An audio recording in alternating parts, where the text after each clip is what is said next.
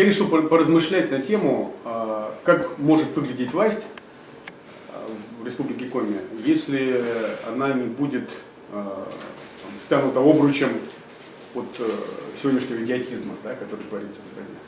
Вообще характерной приметой нашего времени является то, что вот здесь на местах, конкретно у нас здесь в республике, никто даже не пытается вообще осмыслять. А вот почему вот у нас так, да? Вот у нас там госсовет, да, который, мы знаем, какой у нас госсовет, да, вот у нас там губернатор какой-то приехал, непонятно откуда там. То есть никто не пытается даже осмыслять, почему вот так вот устроена власть, и вообще неплохо ли было бы ее поменять, и вообще что-то как-то вот переустроить. Но даже вот общество даже попыток этого не делает, потому что настолько все кажется, так сказать, вот, забронзовевшим, зацементированным, да, что кажется, что это бесполезно. На самом деле совершенно не бесполезно, потому что вот именно такой процесс бурного, что ли, осмысления этого может привести к переменам. Потому что пока общество вообще не рефлексирует вообще никак, так сказать, да, вот, происходящее, но ничего и не изменится. Да? Ну, так вот как будто бы должно быть. Лет 6 или 7 назад я организовал такой пресс-клуб под названием «Сколько же их?». Мы пригласили чиновников старого образца, значит, этого бывшего Симукова, бывшего председателя Верховного Совета, и сделали такую вот карту Сыктывкара, географию просто, географию органов власти в городе.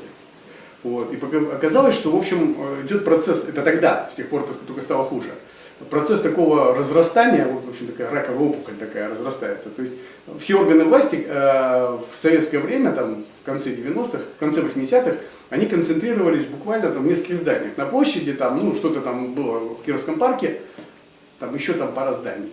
Значит, с тех пор произошло, ну, просто, так сказать, шел там захват одного за другим каких-то зданий, там, коммерческих, административных, разорились какие-то крупные конторы государственные, там, типа Коми Авиа там, или Коми Гражданпроект, там, да, и они тоже оказались потом офисами новых структур власти, в основном федеральных. Вот. То есть это вот разрастание какое-то экспоненциальное, то есть оно шло и продолжается. То есть на самом деле, ну, город маленький, да, город и экономика скорее так, с тех пор сжималась, чем расширялась, а вот эта вот властная настройка, она продолжала раздуваться, и повторяю, что вот эту карту, как бы, она очень была наглядная, значит, мы сделали лет 7, наверное, назад. И с тех пор ведомств этих всех стало только больше. Общество даже не пытается осмыслить вообще этот процесс и сказать какое-то свое слово, что вот нужна ли нам такая большая власть, почему ее столько, почему она выглядит таким образом, и зачем это нам все. Вот, поэтому, значит, я сразу скажу, что вот то, о чем я буду говорить, это просто мои умозаключения, так сказать, но я буду пытаться подтверждать их каким-то, так сказать, разбором конкретных вот кейсов, почему так или не иначе. И, значит, еще, добавлю, что я понятия не имею, как вот из нынешнего совершенно безумного состояния, да, с картины вот Иеронима Босха, мы попадем в вот то, что Алексей Навальный говорит, так сказать, там, прекрасная Россия будущего. Я не знаю, как это произойдет. Вот, потому что на самом деле вот это раздувание, это продукт, ну, тоже каких-то, так сказать, борьбы каких-то интересов бесконечных, да, каких-то столкновений, каких-то там отъемов, там, да, вот есть отъемы в бизнесе, есть отъемы во власти, да, там кто-то у кого-то отбирал там эту власть, вот, и так вот нынешняя конфигурация это тоже результат какой-то деятельности извращенной, там, ненужной, там, бессмысленной для общества, вредной, вот, но, ну, почему-то же так оно, так сказать, вот сложилось и сконструировалось. Я не знаю, как это произойдет. Вот. Но, значит, я просто попытаюсь так сказать, вот, умозрительно там, создать конструкцию власти, которая могла бы, которая, на мой взгляд, была бы правильной. И попытаюсь объяснять, почему нужно делать вот так или иначе. Значит, я бы начал с парламента. Вот, на мой взгляд, республиканский парламент должен быть центральной вообще структурой в органах власти в республике. Значит, здесь есть, на мой взгляд, развилка, два варианта. Можно сделать очень большой такой парламент, максимально демократический, как бы дав возможность избраться, ну вот просто, так сказать, там, ну, вот, каждому, там, да, откуда угодно, там, да, максимум. Я хочу вам напомнить, что первый демократический парламент в Коми, прошу прощения, значит, первый демократический парламент в Коми в 1990 году состоял из, обратите внимание, 180 членов, 180 человек. Да, сейчас даже трудно представить, что это был такой массовый парламент. Значит, но нужно понимать, что, значит, что времена были совершенно другие. Никто не считал расходы. Да? Ну, в первую очередь, значит, республика большая, и расходы на авиатранспорт. И это никто тогда, так сказать, с этим не считался, то есть цены там, на топливо там, и так далее. Это все было, так сказать, все по-другому воспринималось, чем сейчас. Вот. Поэтому вот, если говорить конкретно, так сказать, о наших временах и о Коми, то вот, например, для республики Марий-Эл, да, я порекомендовал бы сделать вот такой вот, очень маленькая компактная республика, где там из любой части, из одной в другую можно проехать там, за там, 1,5 часа на машине. Нет проблем собрать парламент хоть 200, хоть 300 человек. Пусть будет максимальная представительность, не страшно. Вот. Но для Коми я сделал бы предложил бы обратную структуру. То есть я бы предложил бы парламент, состоящий, там, скажем, из 10 человек. Вот, значит, и эти люди, на мой взгляд, они могли бы избираться по, значит, общереспубликанскому многомандатному округу. Вот, то есть никаких там партийных списков, потому что нелепо совершенно на уровне республики, где там население там уже скоро будет там 700 тысяч человек, еще какие-то партии, значит, партии не должны быть исключены из процесса.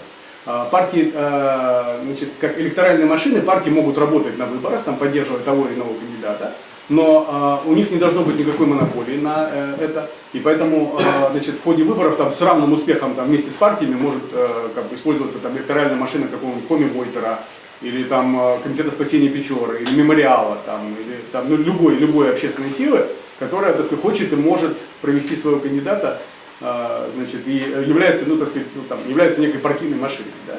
Вот. Но внутри парламента это вот, абсолютно нет никакого смысла ни в каких фракциях, группах, там, да, они скорее должны быть даже запрещены, так сказать, вот прямо, потому что, значит, ну, это будет скорее вредно. Ну вот представьте себе парламент из 10 человек, значит, избранные по вот такому, значит, многомандатному округу, то есть там, условно говоря, в списке будет 100 человек и 10 первых пройдет. Это означает, что будет очень активная публичная борьба на уровне всей республики. Значит, и не будет вот то, что вот в Британии там 18-19 века назывались гнилые местечки. Значит, было такое понятие гнилых местечек, откуда там кандидат, там, скажем, аристократ с деньгами избирался, значит, там, ну просто там придя там и там чего-то, так сказать, приятное сделав там, ну тогда еще избирательное право было не всеобщее, да, там избирателей в этом гнилом местечке было там 50 человек, он там им покупал там по сигаре, значит, и становился депутатом парламента. Вот. У нас тоже на самом деле, так сказать, возможны гнилые местечки, где ну, какой-то сильный нефтяник и так далее, так сказать, да, или мы все видели, значит, как работает какая-то программа «Маргинал» в Инте, да, помните, да, так сказать, это сообщение прессы, значит, когда там каждому, значит, там, каждому мужику по бутылке, значит, и вперед выборы состоялись. Вот. Нет, таких игр быть не должно, значит, это должны быть люди с общереспубликанской известностью, и я думаю, что вот такая система выборов даст небольшое преимущество коренному населению, потому что, ну, за счет более дружного голосования какого-то, да, я считаю, что это будет правильно. Потому что в конечном счете, так сказать, но нужно понимать, что эта территория – это единственное место, где может отправляться, значит, национальное бытование, так сказать, людей, которые коренных людей. Поэтому, так сказать, небольшое, оно не будет существенным, как бы, но небольшое это преимущество, так сказать, будет. То есть, условно говоря, если сегодня Коми у нас, так сказать, там 25% республики, ну, будет там 35%, так сказать, там представительства в парламенте, нормально, 35-40%. Это будет совершенно нормально, как бы, и это будет, так сказать, залог некой стабильности, потому что все-таки коренное население меньше склонно уезжать, там, переезжать, менять место жительства. Вот, значит, то есть вот так примерно, так сказать, я представляю себе, что будет выглядеть парламент из 10 человек, значит, при этом фактически каждый член этого парламента будет возглавлять какую-нибудь комиссию. Значит, я думаю, что вот более или менее, так сказать, было бы правильно, если число комиссий, число министерств в республиканском правительстве будет совпадать. То есть вот, человек возглавляет комиссию там, по определенному направлению. Вот. Спикера в таком парламенте, скорее всего, вообще может не быть. То есть роль, вообще, во всяком случае, роль спикера, как какой-то там весомой фигуры, там, она, значит, или этот спикер будет там ротироваться от сессии к сессии. Вот эта сессия проводит этот спикер, вот следующую сессию проводит следующий спикер, чтобы никто не бронзовел, как бы, и не возникало каких-то вот стабильных вот таких ситуаций, там, когда подавляется, так сказать, там, мнение, так сказать, части депутатов и так далее. Ну, вот, ничего похожего, так сказать, не должно быть, то есть такая вот ротация спикеров, если вообще, так сказать, такая роль, так сказать, ну чисто формальная, как бы, роль спикера. Вот, значит, дальше я себе представляю, что, значит, будет, ну вот, условно говоря, 10 депутатов, 10 комитетов, каждый депутат возглавляет какой-то комитет. Значит, откуда возьмут,ся члены комитета? Значит, это эксперты со стороны, условно говоря. И здесь вот я вижу, кстати сказать, место для вот того, что, так сказать, сейчас у нас именуется Общественной палатой республики. То есть в ней может быть хоть 100 членов. Значит, и это может быть вообще совершенно открытым, как бы, легальным механизмом лоббирования. То есть в эту Общественную палату вводят там своих людей, так сказать, все, кто пожелает. Компании, значит, там общественные организации, партии, они туда борются за место в этой общественной палате, значит, вводят туда своих людей, так сказать, это лоббисты их там, да, так сказать, ну, они же эксперты, и они работают в комиссии. То есть этот процесс, так сказать, его можно сделать максимально, так сказать, открытым, как бы, да, и в этом не будет ничего плохого. То есть это будет все понятно, ага, вот, так сказать, сидит Марья Ивановна, она человек Лукойлова, как бы, да, вот она, так сказать, войдет в эту комиссию, пожалуйста. Мнение Лукойлова обязательно должно быть услышано, как бы, ничего там плохого нет. Просто в этой же комиссии будет сидеть человек из комитета спасения Печоры, как бы, и они будут там очень замечательно, как бы, между собой общаться, да, так сказать. Может быть, вот это общение, оно приведет к тому, что не будет там каких-то демонстраций, митингов, а все это будет, так сказать, решено в рамках этого комитета. Вот. Это совершенно нормальный процесс, который, когда все вот такого рода движения, все загоняются в стены парламента, и это самое цивилизованное и разумное, что может быть. Вот, значит, что еще? Я думаю, что, возможно, было бы целесообразно сделать еще некую верхнюю палату парламента. Значит, я хочу напомнить тоже, так сказать, ну, вот, там, недавнюю историю республики. Верхней палаты парламента у нас не было никогда. Но у нас было, значит, было одно время парламент, состоящий из 50 членов. Значит, из которых 30 избиралось по таким округам, территориальным, условно говоря, ну, с более-менее равной численностью, а 20 избиралось от районов. То есть это как бы и от районов, кстати сказать, проходили в основном главы районов. То есть это были такие вот сеньоры, да, так сказать, там бароны, которые избирались. Это немножко, так сказать, звучит там смешно и феодально, на самом деле совсем неплохо. Потому что, безусловно, значит, интересы конкретного района должны быть тоже как-то представлены. Другое дело, что, так сказать, что эта верхняя палата, она не должна иметь там прямой законодательной власти. Вот. И, значит, если 10 членов нижней палаты, о которых я говорил, это, безусловно, освобожденные люди, которые работают просто день и ночь в качестве депутатов, то вот эта верхняя палата, она там собирается, не знаю, 3 раза в год, значит, и максимум там имеет там, право отлагательного вето, да, как обычно верхняя палата. То есть, вот если, так сказать, там большинство членов этой палаты решает, что этот закон нельзя, вот он противоречит там, интересам там, многих, так сказать, районов, то, наверное, так сказать, в этом есть смысл, так сказать, призадуматься и что-то с этим сделать. Вот. Ну и расходы будут небольшие, там, если там, это, значит, 20 человек, вот эта палата, она будет собираться там, не знаю, несколько раз в год от силы. Вот, и, значит, и принимать такого рода решения. Значит,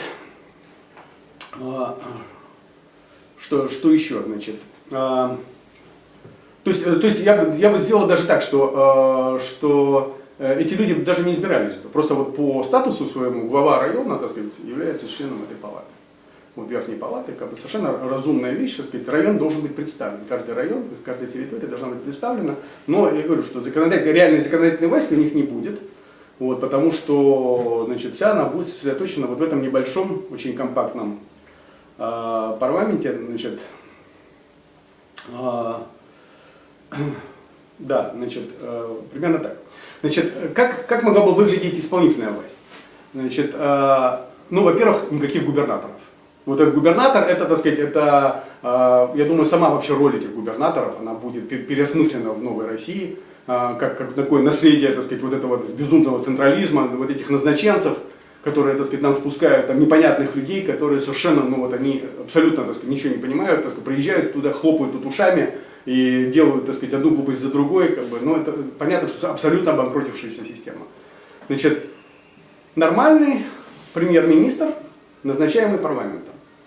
Вот, значит, молодой технократ, абсолютно, так сказать, там, аполитичный, беспартийный, вот, полностью выполняющий роль, выполняющий задания парламента, так сказать, по щелчку, так сказать, там, уходящий в отставку, как бы, если парламенту, так сказать, он не нужен. То есть никаких тут тяжеловесов политических, там, да, назначенцев, там, как любят у нас говорить, там, да, так сказать, харизматиков, никаких вот в этой роли не надо. Пожалуйста, все харизматики, все тяжеловесы, все в парламент. Welcome. Там, да, вот боритесь, так сказать, да, там, светите лицом, значит, магнетизируйте, так сказать, избирателей республики, вот эта роль для тяжеловесов. Вот. А премьер-министр, так сказать, технарь, молодой, грамотный, современный, вот, значит, для которого это ступенька в карьере, хорошая, как бы, да, справится, так сказать, пойдет дальше. Вот, значит, правительство тоже, соответственно, так сказать, правительство тоже минимальное количество министерств, значит, ну, условно говоря, соответствующее количество комитетов. 10 депутатов, 10 комитетов, 10 министерств, 10 министров. Вот, никаких там безумное количество замов, там, да, один зам, там, опять же, по статусу, значит, допустим, министр финансов является, так сказать, замом этого премьер-министра. Все. Вот, значит, министерства. Ну, министерства, так сказать, какие там, да, ну, ряд министерств надо просто, конечно, объединить, там нечего тут, там, допустим, Министерство культуры и образования вместе, там, да, Министерство финансов, налогов и сборов, там, вместе. Значит, налогов и сборов, так сказать, у нас, поскольку у нас, ну, это отдельная история, вообще про налоги, я нужно следующую лекцию, как бы, прочитать. Но понятно, что налогами, собственно, собранными на территории, как республика должна распоряжаться сама в основном, так сказать, и должны быть некие договорные отношения с федерацией. Но это отдельная совершенно история. Вот, значит, Министерство внутренних дел, как бы, абсолютно местное, никакое не федеральное. Вот, значит, вся милиция должна быть подчинена там, республиканской власти. Значит, вот, так сказать, какой еще, вот, чтобы я еще сделал, значит, это, например, Министерство экологии и природопользования, национальной политики и общественных отношений. В одно министерство свести. Вот, значит, смотрите, значит, вот, если мы посмотрим, значит, как у нас устроены, как бы, вообще конфликты основные, то мы видим, что конфликты связаны, так сказать, с природопользованием. Да, значит, они очень просто, они моментально сопрягаются с национальными конфликтами, какими-то напряжениями и так далее. Нужно дать одному министерству все эти рычаги, вот, а то сегодняшний Миннац, он, так сказать, бессилен, по сути, у него нет никакого ресурса. Вот, значит, а вот это вот министерство, как бы, это будет очень мощным министерством, которое, так сказать, будет, кстати, сказать, там, и иметь свое слово при распределении лицензий, тем же нефтяникам, там, да, и будет заниматься и вопросами национальной политики. Вот, значит, то есть вот если мы сводим это вместе, так сказать, получается реальный рычаг для разруливания самых разных ситуаций. Вот, значит, это вот то, что, так сказать, ну, скажем так, необычно. То есть остальные министерства я вижу, ну, достаточно, так сказать, в обычной конфигурации, то единственное, что это укрупнение, там, допустим, там, здравоохранения, социальной политики вместе, там, и так далее. Вот. То есть, ну, условно говоря, так сказать, 10 министерств, как бы, вполне достаточно. Значит, так в общих чертах может выглядеть, значит, исполнительная власть. Значит, дальше, значит, идем дальше. Федеральные структуры. Почти никаких федеральных структур не должно быть. Вот, значит, сегодня гигантское количество, так сказать, федеральных структур на территории республики.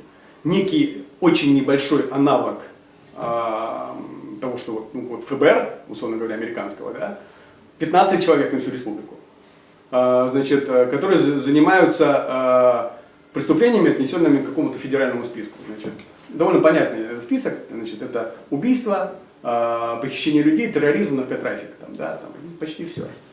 Вот, значит, и, значит, здесь вот что важно. Значит, мы считаем, что вот нам обязательно нужен какой-то надзиратель из Москвы для того, чтобы боролся, значит, здесь с коррупцией, и, значит, следил там за местной властью. Так вот, значит, как только мы эту функцию отдаем наверх, мы там, в Москве, выращиваем гораздо худшую коррупцию, с которой уже никакое гражданское общество никогда не справится. Понятно, что на местах, так сказать, есть и будет проблема коррупции, будет проблема там срастания каких-то структур и так далее. Но мы должны с этим бороться на местах. Потому что как только мы это делегируем, значит, это превращается там наверху, значит, превращается в такую структуру, которая, так сказать, просто, ну, она, вы понимаете, что, так сказать, человек, от которого зависит там судьба губернаторов, да, он всегда будет настолько всесилен, что никакое гражданское общество его с места не сдвинет. Поэтому, так сказать, да, придется гражданскому обществу, прессе там, и так далее бороться со своими, губернаторов не будет, но там министрами какими-то, так сказать, или коррумпированными депутатами, да, эти проблемы будут.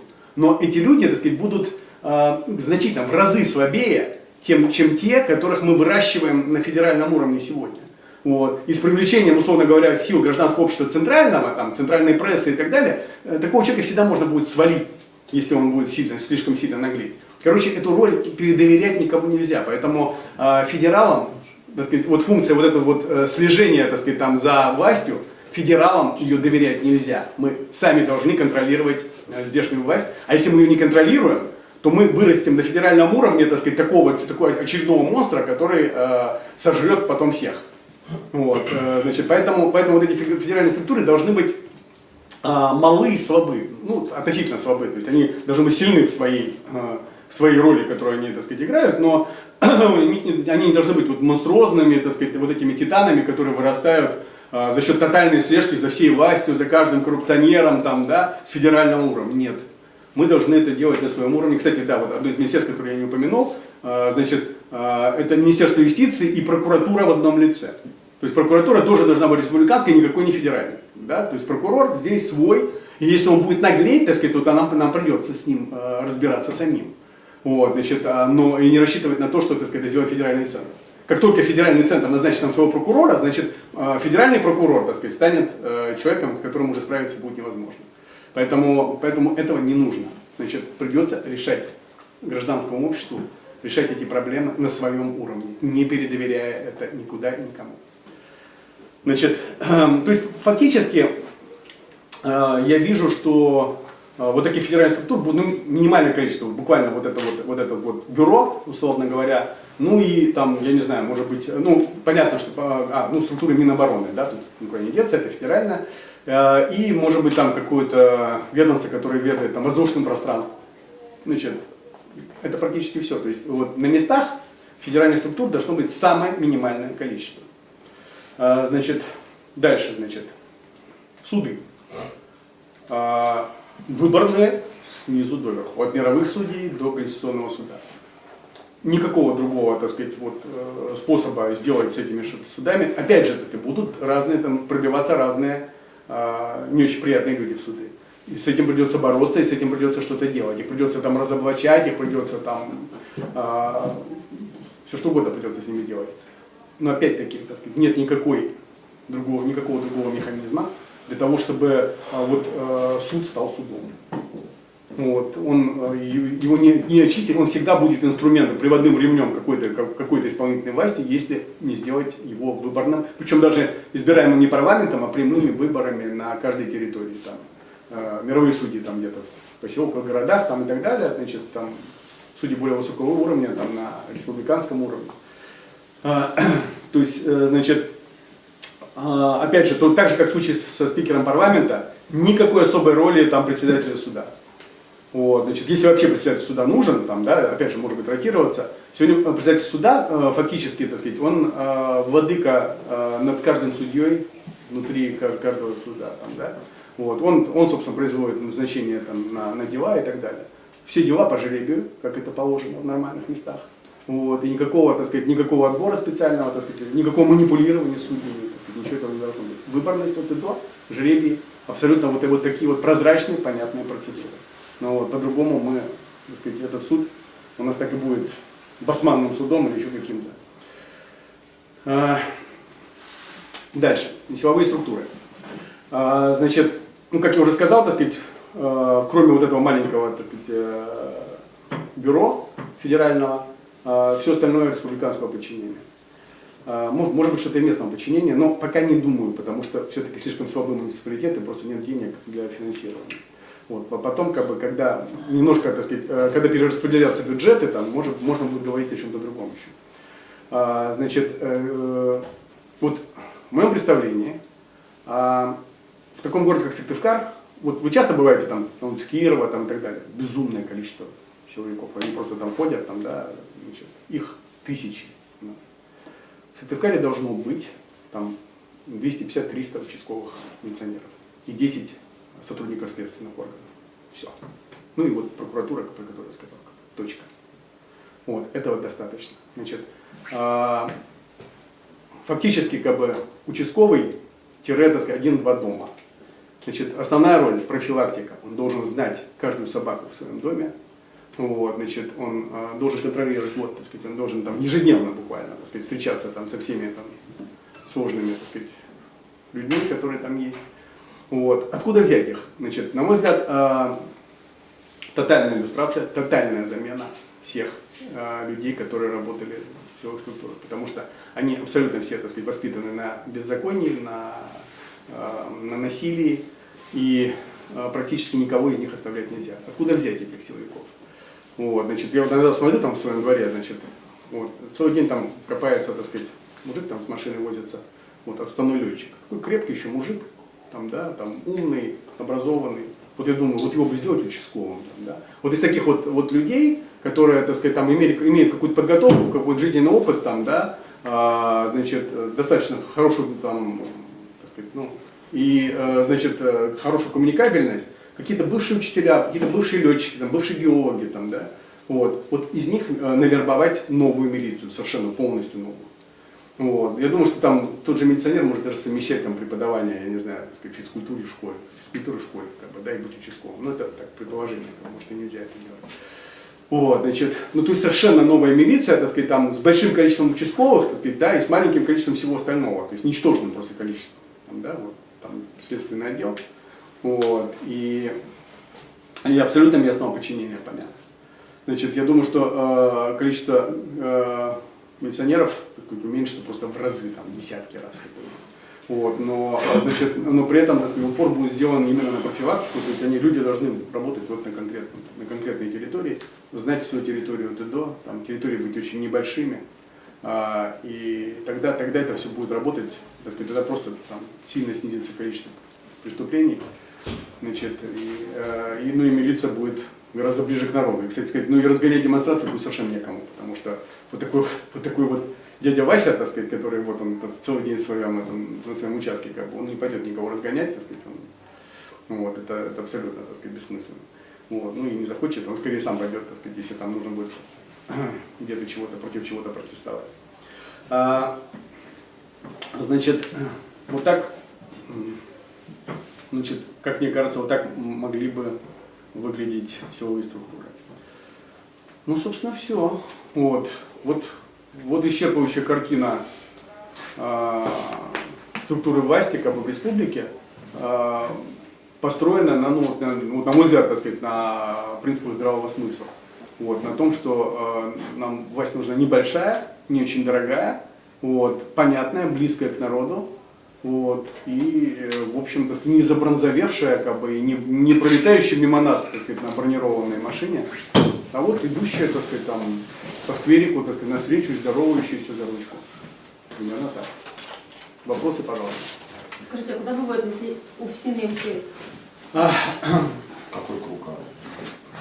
Значит, МЧС тоже, так сказать, тоже местное министерство совершенно может быть, как бы, совершенно не обязательно. Оно, конечно, должно координировать свою работу. Значит, это как, вот то, что называется Национальная гвардия, там, да, не у нас, а на Западе. Это аналог МЧС. Вот, значит, она, так сказать, насколько я знаю, там, в Штатах в подчинении штата находится.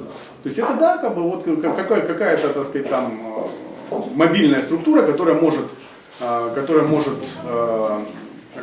прийти на помощь там, при стихийном бедствии. То есть это, да, ну, я не знаю. Самостоятельная структура, или все-таки введение, допустим, тех же силовых структур?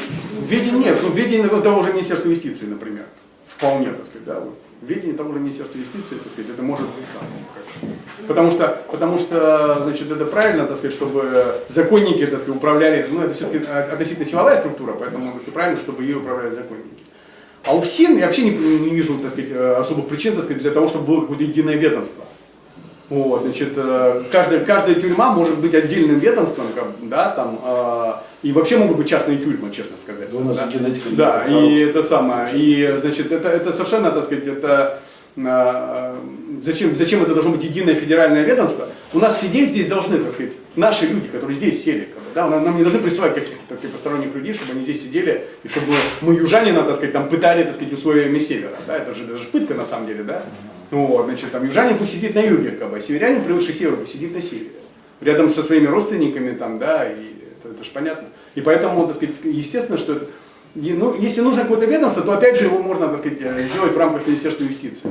Если это будет сделать, если не каждая отдельная тюрьма, а все-таки ведомство, ну да, в рамках Министерства юстиции, то есть подчинением Министерства юстиции, там, вот эти вот, так сказать, небольшое количество. У нас дело в том, что у нас сейчас сидят люди, совершенно...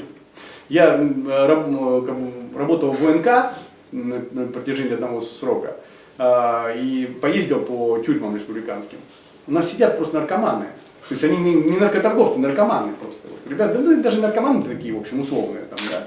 Ну, вот, значит, вот они там купили себе чуть-чуть побольше и сели. Вот 70% контингента, вот кто сидит. Нет никакой вообще такой причины, чтобы они сидели. То есть у нас на самом деле количество тюрем может уменьшиться там, ну, там, в 3 раза, там, если вот просто отпустить к черту этих наркоманов там, и, так сказать, там, ну, как раз вот эти вот новые участковые будут заниматься тем, чтобы этим наркоманам не продавали наркотики, там, да, контролировать как раз вот этот процесс, так сказать, на вот низовом уровне.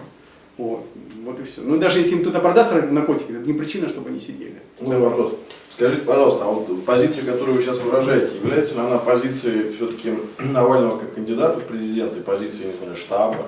Да нет, конечно, или это нет, просто площадка? Нет, это просто площадка, это вообще мои соображения. То есть я пытаюсь просто сконструировать нечто, да, так сказать, как это могло бы выглядеть. То есть это ваш визионерский взгляд? Да, абсолютно, да, так сказать, на это сам. Там, я пытаюсь, так сказать, просто вот на основе какого-то здравого смысла вот построить структуру, так сказать, которая могла бы работать. А у вас сейчас с Навальным есть какой-то политический диалог? Все-таки мы находимся в фазе предвыборной избирательной кампании президентской. Здесь все-таки... Если у меня, в смысле, как представителя Парнаса, там, да, ну, какой-то там диалог есть, ну, я думаю, что Навальный не очень заинтересован. Он сегодня настолько, как политик, так сказать, сильнее там всех остальных политиков в стране, как бы оппозиционных, что он не очень заинтересован стоять рядом, так сказать, с любым, как бы, и, так сказать, я отношусь к этому с пониманием. Да, вполне, так сказать, то есть он сегодня, так сказать, любой, кто станет рядом с ним, он его не усилит, так сказать, а сделает свое дело. То есть Навальный одинокая фигура. Одинокая фигура — это плохо. Да, это плохо. Вот. В этом ничего хорошего нету, так сказать, но это вот такая данность. Ну, ведь ниша открыта регионального лидерства здесь. Вот это интересный вопрос. Да, вот это интересный вопрос. Я думаю, что этот вопрос сейчас в ближайшее время, вот прямо этой осенью, очень остро станет в республике. Ниша регионального лидерства станет, так сказать, и здесь, так сказать, видно, просматривается сразу, так сказать, с десяток как бы лидеров, которые, так сказать, там выстрелят или там готовятся к тому, чтобы выстрелить. Ну а кто эти лидеры, если, ну, в плане диалога, если может быть? Я не думаю, что я могу, они сами заявят о себе, так сказать, да, там. Я с некоторыми из них общался, там, да, и думаю, что они в ближайшее время заявят. Можно еще один практический вопрос? Та модель, которую вы обрисовали, парламентской республики с довольно широким объемом полномочий в отношении исполнительной власти, мы опознали в ней с коллегой подозрительно знакомый исландский стиль. Государство Исландии, конечно, довольно популярно в узких кругах, но тем не менее государство, которое не миновало чашу довольно жестокого и глубокого коррупционного кризиса, связанного с исландскими банками. Как вы можете прокомментировать? Вот ровно то, что я сказал, у нас будут тяжелые коррупционные кризисы, но все это будет. Вот, значит, понимаете, это совершенно нормальная вещь, как бы, да? Гораздо хуже вот этот вот гравитационный коллапс, который у нас произошел на уровне федерального центра. Вот. Абсолютно никто не гарантирует это бескризисное существование. Будет. Это будет. Но это будут наши кризисы, так сказать, наши болячки, наша корь, наша скарлатина, как бы, переболеем. Вот, нормально, как бы. Ну, Исландия отлично переболела, там, кстати сказать. Исландия, да, так сказать, маленькая страна, построена на принципах здравого смысла. Как бы. Да, так сказать, да, есть проблемы. Вот, значит, а кто сказал, что их не должно быть? Там проблемы должны быть, проблема роста, это вообще нормально. Вы как детский врач говорите. Да, как детский врач. Именно они так и говорят. Ребенок должен всем Да, переводить. да, все, конечно. Да. Ребенок должен себя всю вот тянуть Да, в рот, как бы, да? правильно. Это вообще механизм, так сказать, там, создания иммунитета. Да, вот. Понимаете, а вам оппонирует сотрудник храма в широком смысле. Он говорит, нет, все должно быть не так. Ну да, да, ну тогда просто вместо скарлатины, как бы, у нас там церебральный паралич. Как бы, там, да, вот, и все. Да. На какой срок эти 10 человек выбираются? Ну, те же 4 года, например. Да, 4-5. это же много же них будет для 10 человек. Почему? Их легче будет подкупить. Коррупционная составляющая, опять же. Да, не, коррупционная составляющая. Ну почему, например, нельзя на год? Нет, на год невозможно Сейчас работать. меняется. Это слишком как бы. Министерство чехарда. Нужно же всегда, когда мы выстраиваем такие схемы, мы должны понимать личную мотивацию уже этих людей. Вот, да, эти люди, так сказать, это их, так сказать, это их жизнь, это их карьера, это их работа, они будут освобожденными, так сказать, работниками. То есть они должны иметь какие-то, так сказать, там гарантии, так сказать, там просто занятости там на ближайшие 5 лет, условно, 4 года. Да, потому что если мы там говорим, ты год поработаешь, но потом тебя выкинем, ну так извини, уж пойду, если ты, так сказать, такой харизматик, там у тебя там есть узнаваемость и так далее, ты пойдешь работать там коммерческую структуру, еще куда-нибудь, так сказать, не будешь тратить там, представляете, как бы избирательную кампанию в рамках целой республики провести, так сказать, чтобы избраться на год. Это мотивацию людей как бы никогда нельзя сбрасывать со счетов.